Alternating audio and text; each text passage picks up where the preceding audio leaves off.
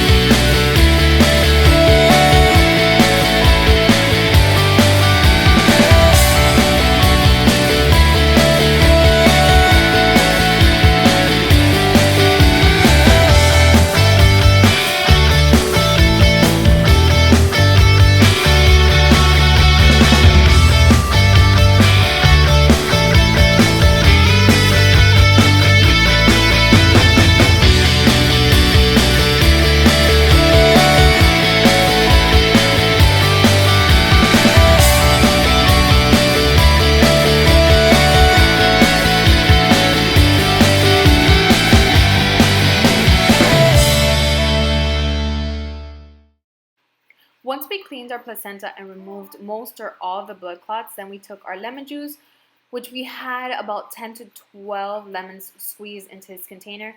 We put it into the bowl with the placenta and let it sit for 3 to 4 hours. They say you can let it sit only 20 minutes, but we decided to leave it a little bit longer just so it will cook a bit more.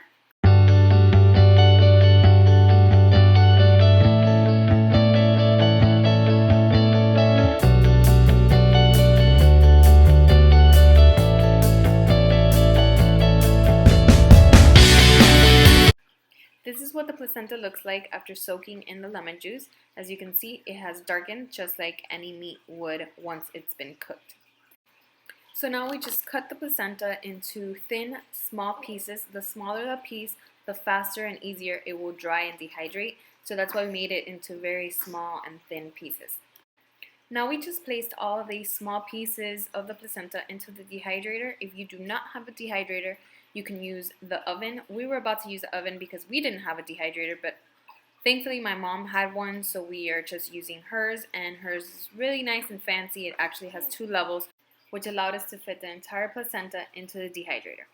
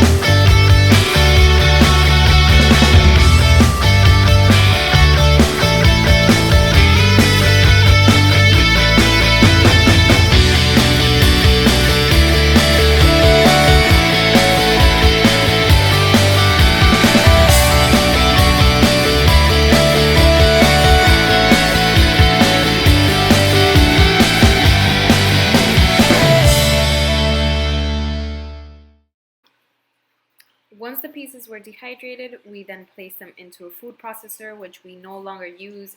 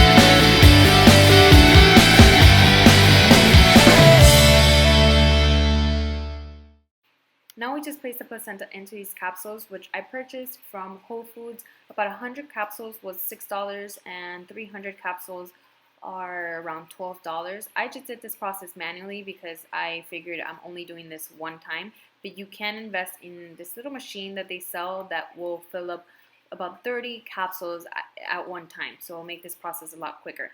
However, I did take about half an hour to complete all my capsules, and it was over 100 capsules. So the process is pretty fast and easy, and this is the finished product.